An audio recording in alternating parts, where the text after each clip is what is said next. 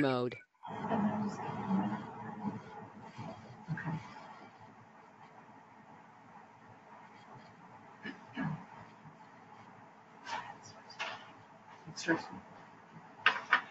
Hello, everyone, and thank you for joining our webinar, Navigating Lincoln's Cardboard Ban for the Commercial Sector. This is Julie Deagle, Executive Director of the Nebraska Recycling Council. The Nebraska Recycling Council is a statewide member-based nonprofit organization supporting communities, businesses, and the solid waste and recycling industries to improve recycling collection and infrastructure. Our mission is to maximize the economic and environmental benefits of resource recovery in Nebraska. Lincoln's landfill ban on cardboard will begin in about 1 month on April 1st. This webinar focuses on the commercial sector, featuring 3 presenters representing important perspectives along the recycling continuum. Our first presenter, Gene Hanlon, has worked as recycling coordinator for the City of Lincoln since 1987. He holds a master's degree in public administration from the University of Nebraska and has served on the boards of the Nebraska chapter of the Solid Waste Association of North America, the Nebraska State Recycling Association, Waste Cap Nebraska, and currently the Nebraska Recycling Council. Our second presenter, Kelley McReynolds, is the General Manager of Mid-America Recycling's Lincoln facility. Mid-America Recycling began operations in 1979 in response to the passage of Iowa's Bottle Bill. Their materials recovery facility in Lincoln is designed to maximize multi-material recycling, processing, and shipping. Mid-America also holds the largest MRF in Iowa, in Des Moines, serving locations in Iowa and surrounding states. Our final speaker will be Jim Klein. Jim and his wife Terry started Alley Cat Disposal Service in 1991. Today, it is still a family-owned and operated company that includes the next generation of the Klein family. Alley Cat Disposal Service hauls garbage and provides recycling services for commercial and residential sites in the Lincoln and Lancaster County area, using a wide variety of dumpsters and containers for both commercial and residential services. During the webinar, please type your questions in the chat box as they come to mind. We will hold your questions until the end of each presentation, and we'll have a final Q&A period following all 3 speakers. A recording of this presentation will be available following the webinar on our website under the Resources tab. Our website address is nrcne.org. Thank you again for attending, and with that, I will turn over the presentation to Gene Hanlon. There will be a slight delay before he begins.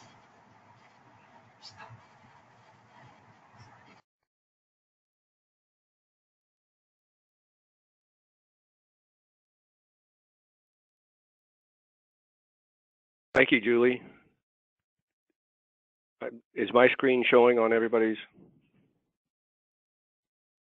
Yes, you're fine. All right. Thank you for allowing me to speak on navigating the corrugated cardboard disposal ban. The first thing I want to talk about is why has the City of Lincoln banned the disposal of corrugated cardboard? And simply put, the public want to have greater access to recycling services. I think we're witnessing an evolution of our solid waste management system, and the residents want to see recycling included as part of their solid waste collection service and have access to greater recycling in the city. So we formed, have worked with a number of different citizen groups to analyze the best way to do that within the City of Lincoln, and we've chosen to, in order to encourage greater recycling in the city, that we would target corrugated cardboard and simply say we're not going to accept it at our landfill anymore. Corrugated cardboard, we did a waste characterization study in October of 2017, this last fall, and roughly 9.5% of the garbage delivered in collection vehicles was corrugated cardboard. That's the largest component of recyclables deposited in the landfill.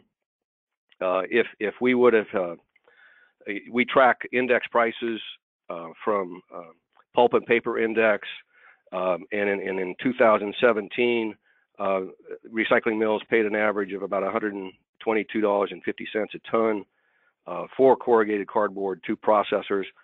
And had that material been diverted, the processors in town, to cover their cost of processing, would have gotten that money to inject in the local economy. And there's been studies that say for every 1,000 tons of material that is recycled versus landfilling, it creates 2 local jobs in the collection and processing of that material. So we thought that there was not only environmental benefits of resource conservation from diverting this material, but there's also a positive economic impact to it. So in January of 2017, the City Council passed an ordinance that simply put that the city will not accept recyclable corrugated cardboard for disposal in the landfill. And of course, corrugated cardboard is defined as 3 layers of paper with a ripple in the middle, or fluted in the middle, and that material needs to be clean and dry. Exemptions of material would be the wax corrugated cardboard, or corrugated cardboard contaminated with oil, paint, blood, or other organic material. So, and when we passed this, we said let's look at April 1st of 2018 to implement that disposal ban. And again, the corrugated cardboard definition that we're all familiar with seeing. In order to accomplish this, it really is a team effort with the city, local businesses such as yourselves participating in this call. The garbage and recycling collectors are very important in this effort. Without their efforts, this wouldn't be successful. And of course, we have the haulers have had experience with other material bans, such as yard waste, appliances, automobile batteries, and material like that. Of course, the resident participation is important. The role of processors in terms of receiving that material, efficiently processing it, and of course, our landfill is also an important ingredient. And we all need to be working together to try to provide greater recycling services to residents and businesses in our community. And again, our community benefits are I've mentioned that resource conservation is important. When you make products, when you make recycled cardboard out of old cardboard and recycled cardboard, you reduce the amount of energy from producing it from trees. In some of my research, I found that it takes 3 tons of trees to make 1 ton of cardboard. So by recovering the cardboard, it helps the environment. We also extend the life of the landfill. And of course, there's a great interest in being more sustainable. I think across the country, the leadership in climate change, and sustainability has occurred at the local level. And of course, as I mentioned, it does also support the economy. We have done, as part of this project, done surveying of businesses, and we found locally from businesses that a significant number of response, well over, I think it's 96%, said that recycling is important. It's the right thing to do, and they do it because it helps protect our environment, or the employees. It helps to enhance the company's reputation and help retain employees, and they're asking for greater environmental stewardship within the businesses as well as customers in the community. Now, I'm just going to go through some steps that we've identified. As recycling is not a complicated issue. So we've identified 5 key steps to setting up a recycling within a business. And the first step is understanding your waste, and you do that by walking around the facilities and actually looking inside the container and visually assessing, well, how much of that waste is corrugated cardboard, how much other recyclables are in that waste. And also to have a better understanding of how much you're paying for waste collection and frequency of collection service and those sorts of things. Based on that information, you can develop a strategy to try to divert that material. And that strategy entails, well, what kind of collection containers do we put out for recycling in addition to our current waste containers? So you need to determine your collection needs inside the facility, as well as the central container that you might have outside that the waste and recycling contractor would provide. And of course, you need to get quotes from your current waste hauler on what the cost would be and what the collection frequency would be based on what your findings were in your waste assessment that you would do. Hey, Gene, this is Julie. Yeah. Excuse me, I just want to interrupt. Are you advancing your slides? Yes, I am. Okay, because I'm not seeing it on my screen. So, okay. So I've got an application. So how do I? My screens aren't. I've got on my screen to move this window away from the shared application. So I guess I need to do that. Okay.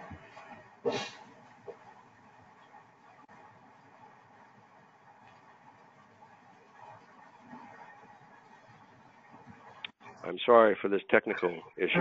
I've got a symbol on my screen that says it's pausing screen sharing, and I thought that was something that you folks did, but apparently I need to do that. Right. I don't think you want to. There. Does that help? Do people see it now? Now we see the introduction slide.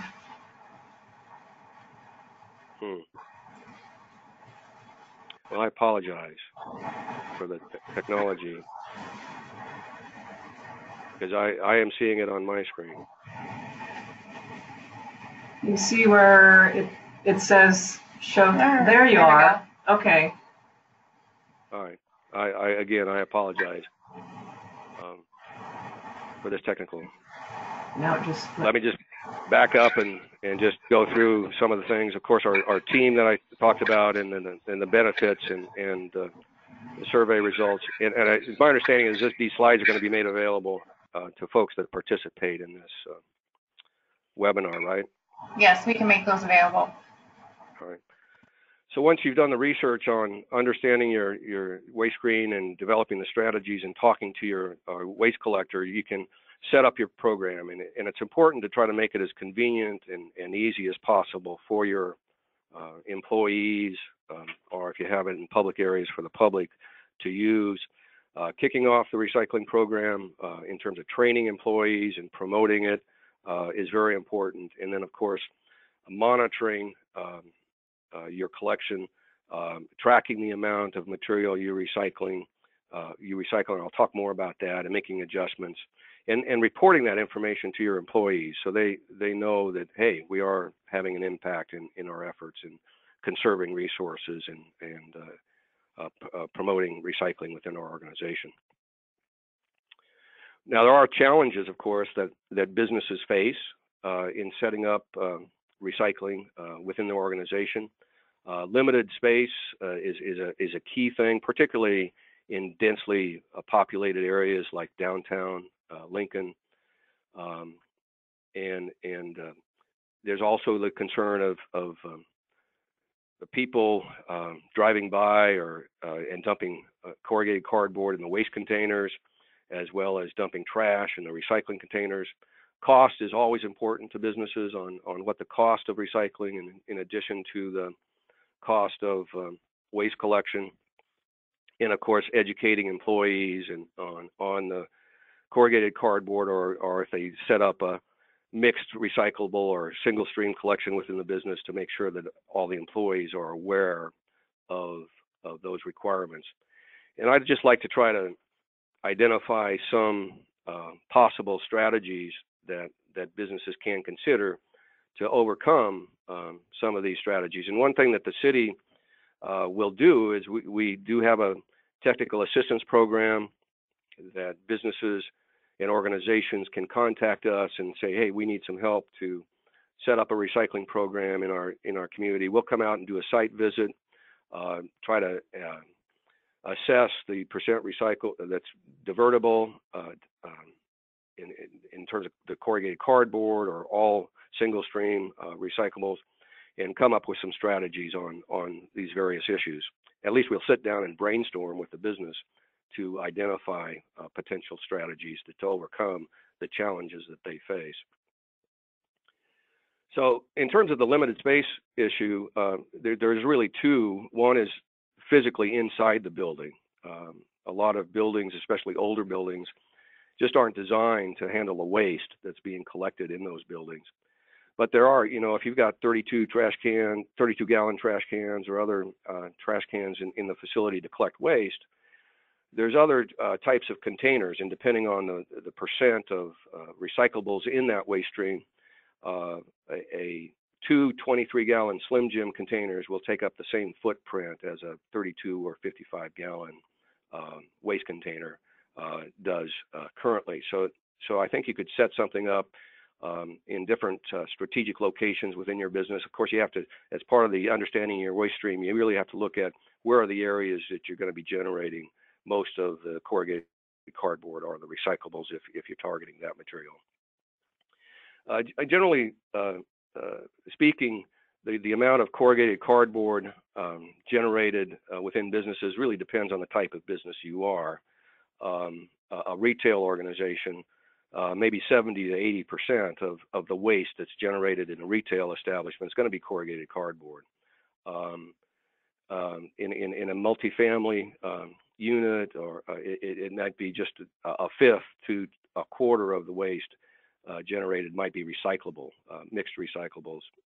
In an office building, again, it's probably in that 25 to 30% range. And I would recommend for businesses to, at least initially, if you're going to size outdoor collection containers, to look at that. Well, based on my observation of the waste containers, we think recycling is going to be 20 to 25%. So if you've got a 2-yard container that's picked up twice a week, that's 4 cubic yards of being collected. So 25% of that would be one 95-gallon cart, which is basically a half a cubic yard, in terms of working with your waste hauler in terms of pricing that information. So there's things that you can look at, and in talking with your waste hauler, of course, they'll have recommendations as well. And it's also helpful just to be creative and talking to the collectors about alternative approaches to collecting it. I know some restaurants, one restaurant in Lincoln is generating a significant amount of cardboard, and they just don't have space in their alley to put additional 2-yard containers for the collection. So they're in the process of purchasing a small baler from an Omaha company to bale that into, I think, 100-pound bales, which allows a wait staff or somebody in the kitchen to handle that and maneuver it for a recycler to pick up. So there's some creative ways. We worked with a business in the West Haymarket area, very tight space, and they discovered some storage areas that they just had junk stored there that was taking up space, that they could remove that, put in recycling containers for the businesses to take that to, and then work with a recycling collector to collect those recyclables from the 95-gallon cart. So creativity is important. Talking to your neighbors is also helpful, and perhaps even sharing service if space is a problem. The whole illegal dumping of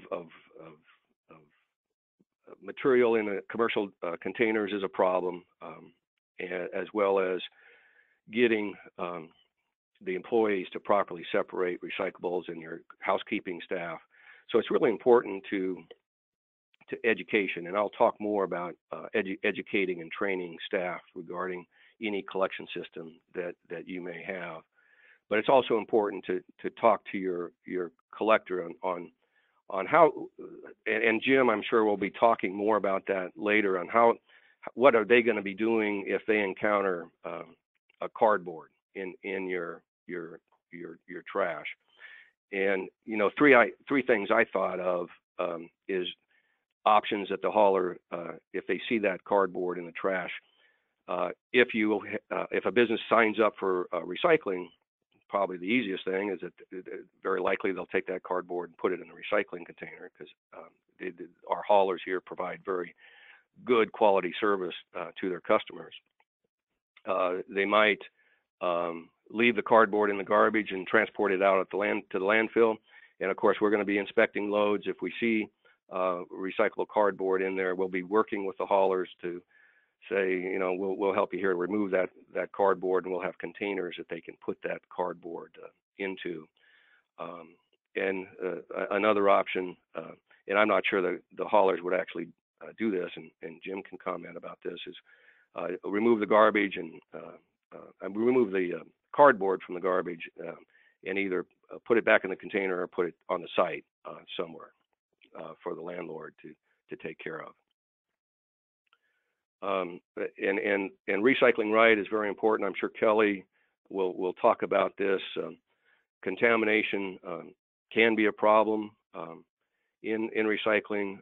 We estimate that probably well over 1 million pounds of non-recyclable materials ends up in recycling containers, and that causes problems and increases cost for our recycling processors. So education is very important to minimize that. In terms of the cost, perhaps the cost isn't as great as you might fear. My personal feeling is I think waste collection is probably the cheapest utility cost of all of the utilities that businesses receive. And for the cost of recycling services, whether it's a residence or a business, will vary depending on the frequency of service and size of containers and those sorts of things.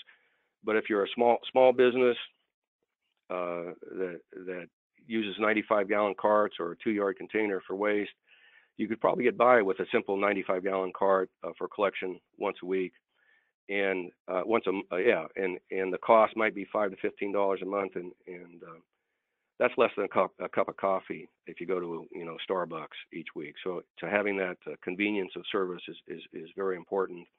And again, in terms of the cost issue, it also addresses the space. Being neighborly and seeing what your neighbors are doing might have you work together and share recycling containers or something like that to help reduce the cost. In terms of education, not only for tenants but also employees, there's a number of resources available. I think the City of Lincoln's website on materials for recycling for businesses is probably the best in the state.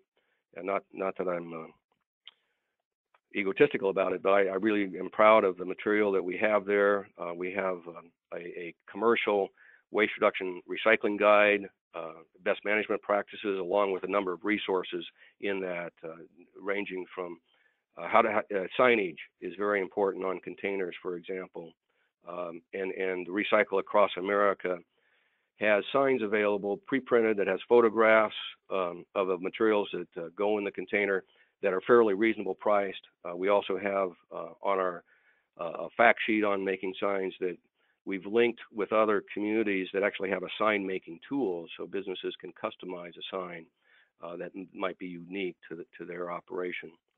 And we have about 13 sector specific fact sheets that identify some of the challenges that those types of businesses face and identifies potential strategies to overcome that. We also have downloadable educational materials on our website that people can download and print, posters, as well as kind of a small business card, recycling tips card, and then we also have in multiple languages. I know apartment companies, of course, have a wide variety of immigrants in using their facilities. So we have some of our educational materials in Spanish, Vietnamese, and Arabic, as well as English that can be downloadable. And we even have tools available for the waste haulers and recyclers that they can download to help educate their customers. So all of that and keeping information in front of employees helps to reduce garbage in the recycling container, as well as cardboard out of the waste container. The city has also developed some tools to help businesses set up recycling programs. I mentioned that we'll come out and do on-site advisories, services, and brainstorming with businesses to overcome challenges that they may have. We have developed a rebate program where we will rebate businesses up to $750 for starting up or expanding their recycling program. We'll make an on-site visit and approve that, and it's on a reimbursement basis. So we'll not only reimburse startup costs, but also the first 6 months of collection services up to a total of $750. And of course, we also have the online resources in the fact sheets and guides for businesses. We've also developed a Recycle Lincoln Leadership Recognition Program that recognizes, because a lot of businesses are already recycling and they've been doing it for a number of years. We want to recognize them as leaders in the community. So we have 4 different levels of recycling, 20 to 29%, bronze, silver, gold, and zero waste. And you can see the percentages of recycling. This morning, we recognized 5 businesses that were the first inductees of this recognition program that were at the gold level. 2 of those businesses participated in the RAP program and the reimbursement to get started. So this is an effort to recognize what businesses are doing. We'll provide window clings that they can put on at their business, as well as a certificate and posters that they can post inside their businesses. And we will list the businesses on our website, promote them on social media, and also list those participating businesses in a print publication at least on an annual basis. Other tools that we have on our recycling site is we have a recycling self-assessment. If they don't want us to come out to their facility, a business can. I got a simple 14-question self-assessment that a business can fill out, depending on the sector of that business and whether they're currently recycling or not, and what materials they're not recycling. And when they complete that survey, a report will come up on best management practices given your industry sector and opportunities that might be available locally. There's also a waste diversion calculator that allows businesses to go in that, and we have default conversions of pounds of corrugated cardboard per cubic yard to estimate the total amount of waste that might be recycled. And we've got that for mixed recyclables or single stream. So a company can say, well, I've got a 2-yard waste container that's picked up twice a week, and it'll calculate the total weight of that collection. Or and then if you have recycling containers, whether it's a 95-gallon cart or 2-yard container, it will calculate that and estimate what your current recycling rate might be by diverting that material.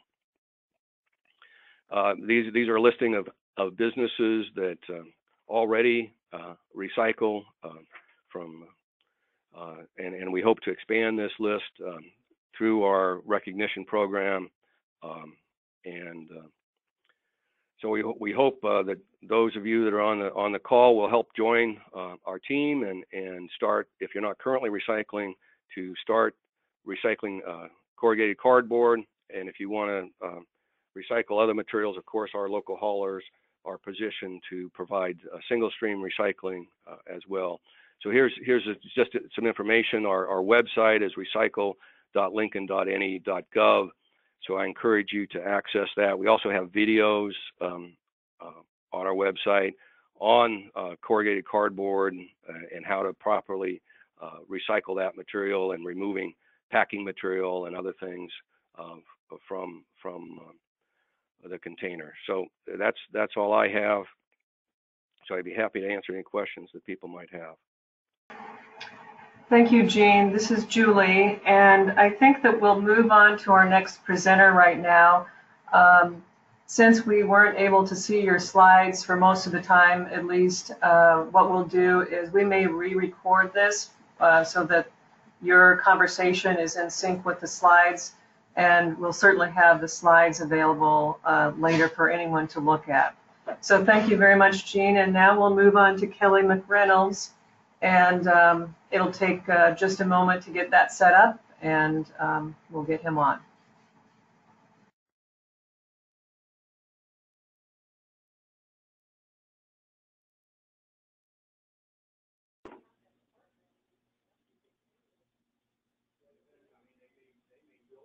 Okay, I'm on. Can everybody see my screen? Can you see my screen? I cannot, Kelley.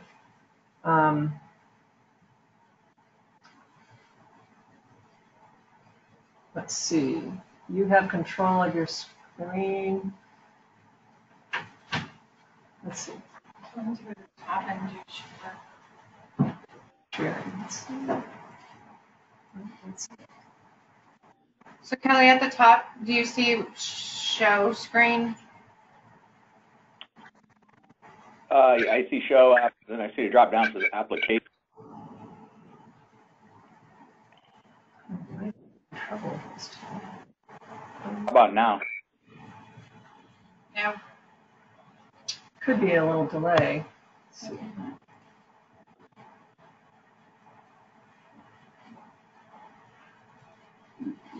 There you go. Okay. Now, if you just put it on your slideshow, you should be good. Great. Okay. You can go ahead. All right. Okay. Welcome, everybody. I'm going to talk a little bit today about commercial single stream recycling and what's acceptable and not acceptable.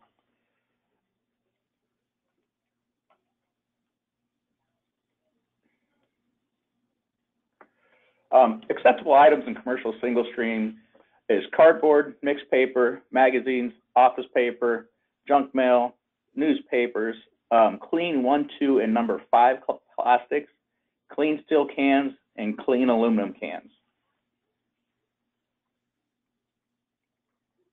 And is my screen moving as I go? I'm not seeing it move. Okay. I must be having the same problem. Yeah.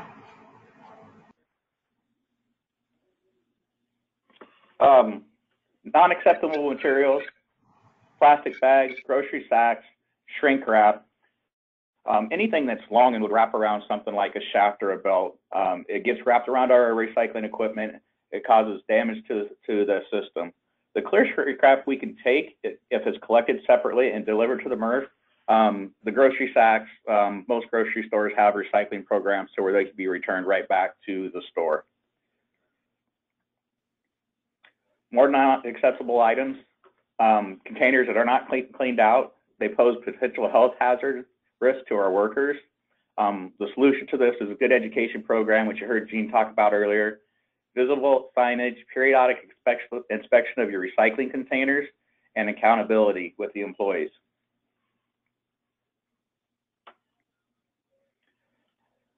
Food waste is not acceptable. For instance, the same health hazard as unclean containers. Food waste is a common problem with restaurants and fast food facilities, especially places with higher turnover. Again, education, inspection, accountability is keys to the success of these types of businesses. 3, 4, 6, and 7 plastics are not acceptable. China recently banned a lot of plastics from coming in, and they no longer will show mixed plastics, or will no longer take mixed plastics.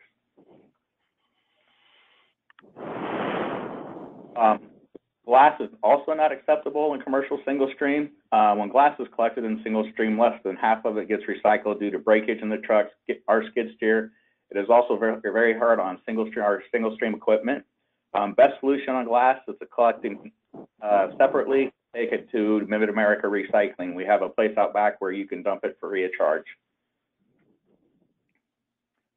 And that's all I have. I will wait till the end to answer questions.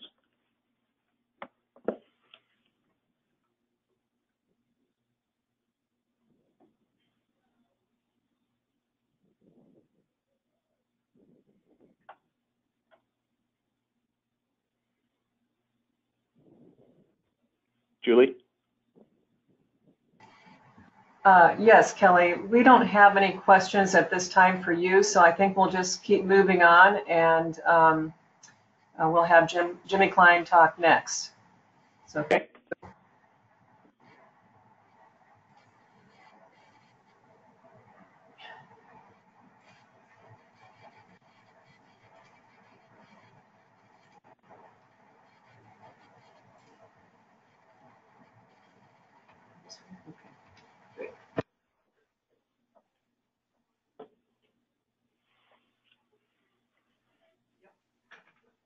Thank you, Julie. Thank you, Gene and Kelly.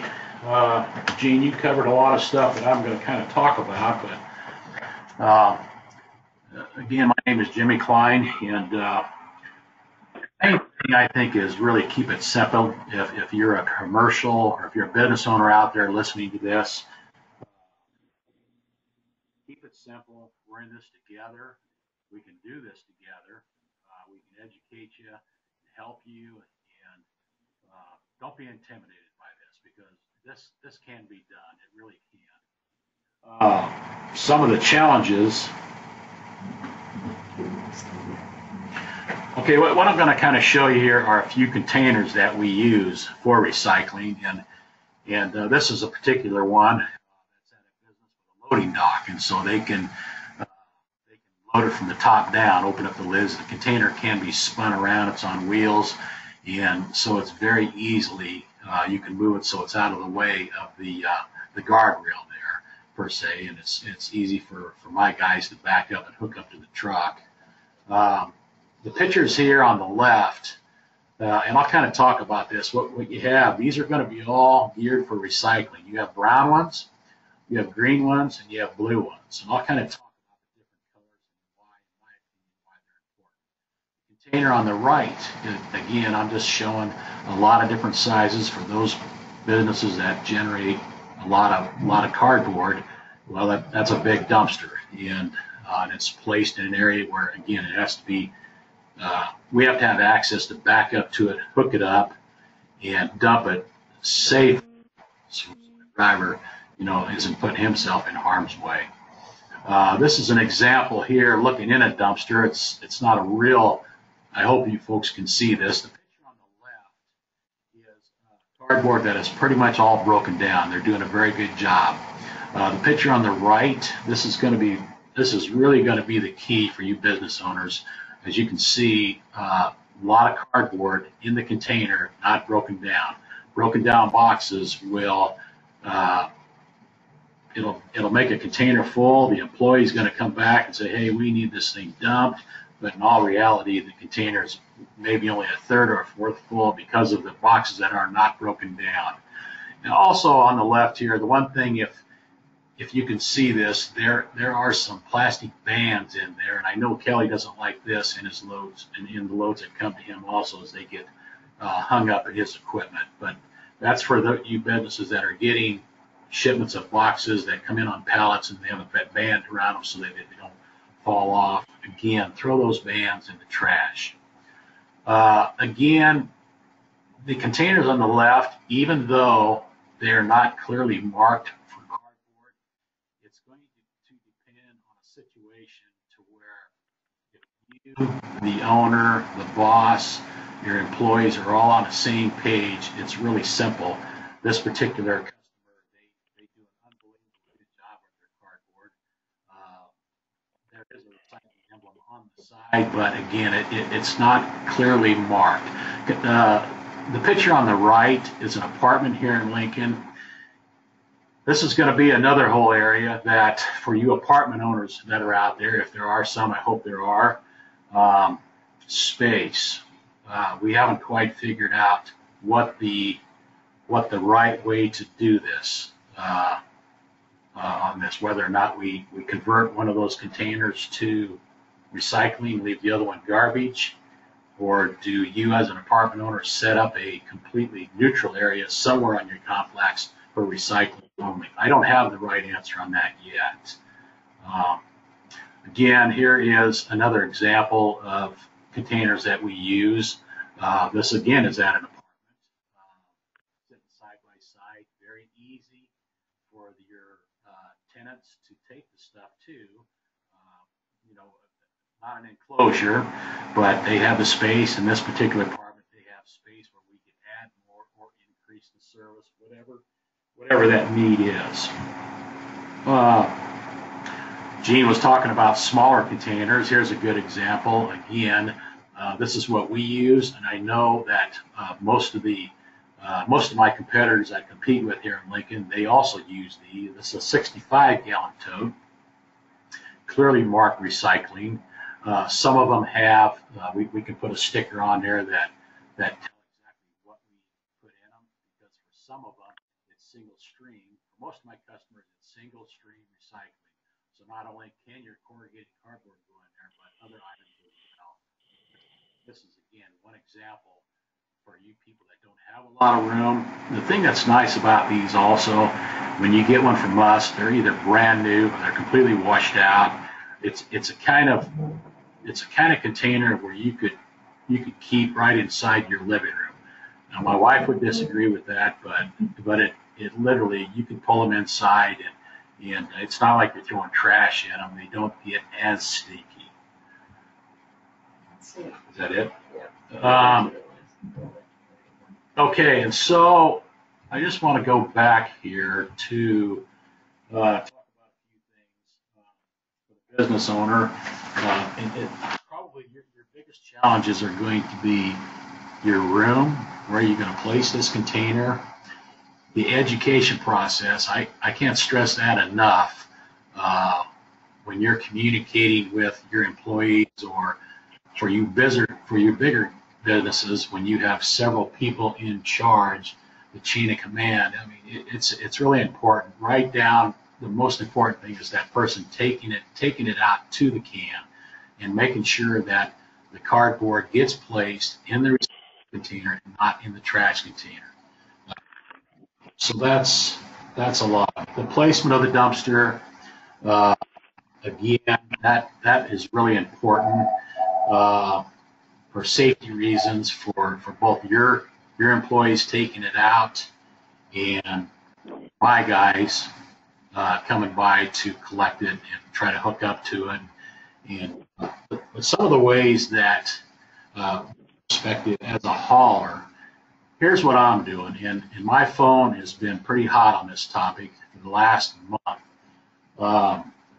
Pick up the phone, call us or email us, and then for myself, and I almost guarantee my competitors, they'll come out on site, they'll meet with you, and one of the things that I always do to the owner or the manager, I say, where do you want to put the container? And if they say, hey, Julie says, I want it here, I want it there, you know, I can, 9 times out of 10, I'll say, yep, that'll work, and that's where we'll place it. But yet, sometimes it doesn't work that simple, usually due to the truck has to be able to back up to it and hook it up, you know, and getting back to those different color containers. All right, here's where they do play an important part, I believe. Your apartment owners, where you're dealing with a lot of different tenants, I think if you as the manager, the property manager, can send out your email or your letter or however you communicate with your tenants to let them know, hey, the blue containers or the green containers are now for recycling. And that's where we're going to really try to earmark those. I have one particular apartment where the containers are going out next week, and they're going with the blue. You know, the rest of the dumpsters are brown. Most generally, the dumpsters are brown in this town, but the different color containers can go along with proper logos, with the recycling logo, and then what they can take. I guess, again, the most important thing is going to be education for you, the business owner, you, the apartment owner, getting this message clearly addressed to your people. That's the key. The contamination issue is this is where probably we come into play. Gene kind of talked about a little bit about the customer that's already recycling. When we back up to that site, and if that cardboard is right on top and they have a recycling container right there, it can very easily be pulled off and put over there. It's going to be the businesses that, or the people that drag their feet and do not get on board with this when we hit April 1st, when we start this process, when we pull up and you do have cardboard in with your trash and it's buried in there and we can see it's buried in there and we can't get to it for safety reasons, we can't be digging around in that trash, it's going to get left. And then you're going to get a phone call from us, a phone call or an email. So again, keep your phone numbers and your emails current with your current hauler so they can get a hold of you. Then you're going to get a phone call from us and say, hey, here's the deal. Your container's got a lot of corrugated cardboard in it. It's got to come out. Either you're going to have to get it out, you the owner, or if you're lucky enough or big enough to have a manager on site, he's going to do it.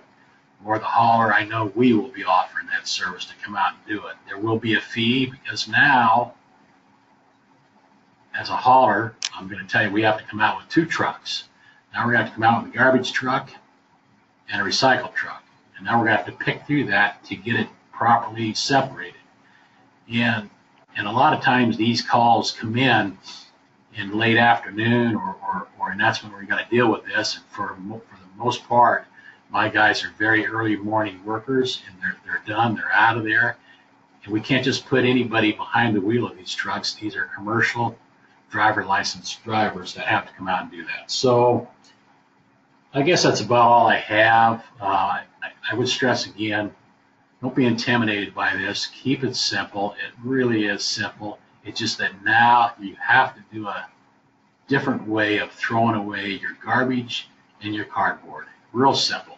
And the other thing what's on my mind, Gene was talking about for those businesses that maybe don't generate a lot and or have tight spaces, we call them in our business time stops. In other words, you can line up a one-time pickup or a time when we'll back right up to your back door and you're going to have to store this inside and then we'll and hopefully we can carry it out or your employees can carry it out and we'll have the truck there. So there are just some ideas. I say the other thing is drag your feet on this. I have quite a long list of containers that are going to start going out next week. And don't wait till April 1 because you're going to be on a list. I'm afraid that's what's going to happen. With that, thank you very much, Kelly and Gene and Julie. Appreciate it. And any questions, I'll answer. I'm happy with the questions. Thank you, Jim. Thank you so much for your presentation. I'm going to check for questions now.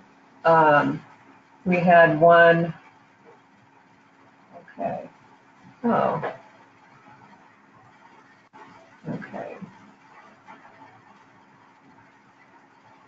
All right. There were a lot on the on the slides, the initial slides. Let's see.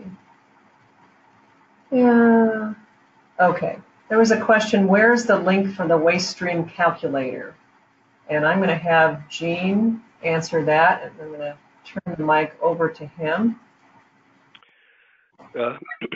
If you go to the recycle.lincoln.ne.gov website, we have on the home page a residential section and then also a commercial section, and there should be an icon labeled self-assessment and waste calculator, and it would be there.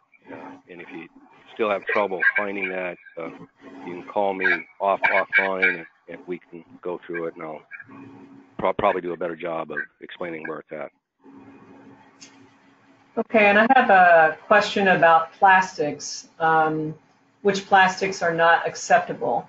And I'm going to have Kelley answer that one. Oops, let's see. Yeah, so the acceptable plastics are 1s, 2s, and 5s, and unacceptable is 3, 4, 6, and 7. And most recyclable containers, they have a recycle symbol that's on the bottom of them that has a number on it, and that's going to be the easiest place to find that plastic number. The only exception to that is the stuff like the LDPE and the grocery bags that will wrap around our equipment. Those can't be accepted in the stream, but they can't be collected separately.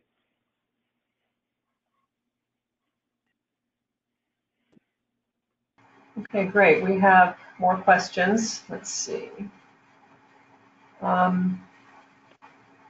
Do Mid-America and AlleyCat have comments on working with businesses to set up recycling programs and addressing specific challenges?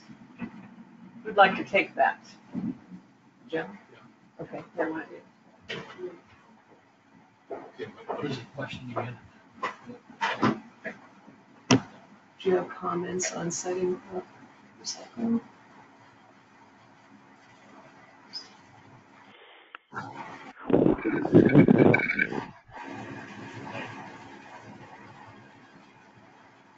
Do Mid-America and AlleyCat have comments on working with businesses to set up recycling programs and addressing specific challenges? Okay, I hope I'm going to answer that question correctly. Again, yes, AlleyCat can and will come out to your business and address it and see what your needs are and hopefully be able to recommend what size of container and the frequency of the pickups. I can't speak for Mid-American Recycling, but I think that's what the question is, and hope to answer it. Kelley, would you like to give that a shot too? Yeah, we'll definitely meet with any businesses that are looking to set up recycling programs and assist them with ideas, different options, you know, costs, all that stuff. And this is Julie with the Nebraska Recycling Council. We also offer that service, and the City of Lincoln does as well. So you have a lot of options there. Okay, there is a question, plastic recycling, is that different from First Star? First Star is American in Omaha. Kelley, would you like to take that one? I'm not sure that I have the answer to that. Okay. I'm not sure what their policies are over in First Star in Omaha. Well, this is Gene Hanlon. For those participating in the phone call, we have 3 private processors that serve Lincoln, and each of those processors have differences in what their standards are or material requirements are for single stream recycling, whether that's residential or commercial single stream recycling. So the best option to understand what the policy is to talk to your waste hauler, and because they are in communication with the processors that they deliver the recyclables to, and the processor should be providing information to them as saying this is what our standards are for single stream material, and your collector should should be able to provide that information. And we also have on our website a listing of all of the local recycling collectors, as well as the 3 processors, and businesses could contact them directly too if they wished. Gene, can you talk about how the plastic ban affects the city drop-off sites too? Well, not a ban, but the China ban. Yeah, I think what's the standards that Kelley was talking about just related to business recycling and not residential recycling. And of course, our recycling drop-off sites, I think that there might be some businesses out there who will say, well, I'll just take my recyclables to the voluntary drop-off sites that the city has. We have 28 in the county, and those recycling sites are provided for household use, not for business or contractor use. So I just wanted to mention that before getting to your question. So we encourage businesses to work with your recycling collector, garbage hauler, and subscribe for recycling services. And I know that some processors, well, the 3 processors in town will work with businesses to haul directly to their facility if they have corrugated cardboard for recycling. Julie mentioned the China ban. And for those of you that may be unfamiliar with this, recyclable materials are truly an international commodity. They are shipped worldwide for markets, and China has been a major market for recyclable materials, not only from the U.S. but from Europe. And China is actually trying to clean up the environment there, so they have adopted policies where they're inspecting all of the recycling processing facilities and actually shutting down those that aren't meeting certain levels of environmental stewardship. And they've also adopted policies of material coming into their country that they have to be a certain quality standard, which really has affected the markets for mixed paper and mixed plastics. And I think that has led recyclers, well, the national markets, the price for those commodities has dropped because the demand for that material has dropped and its quality standards increased. And that's why you're seeing processors such as Mid-America looking at minimizing those mixed plastics, because the markets are for that matter, some mixed paper markets. So that's why you're seeing them tighten their quality standards, because they're facing tighter quality standards from the folks buying their product. And Kelley, you may have additional things you want to say relative to that.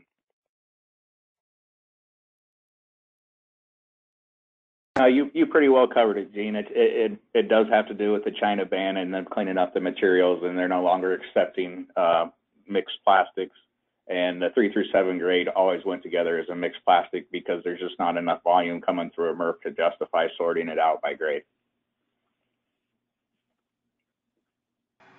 Well, I don't see any more questions, and I'd like to thank our presenters again, Gene Hanlon, Kelley McReynolds, and Jim Klein, for being here today, and to remind everyone that this presentation will be recorded, and we will re-record or at least have the slides from Gene Hanlon's presentation available to you at some point. He had quite a few slides, and I'm sorry that didn't work out. So thank you all for attending, and the webinar is over.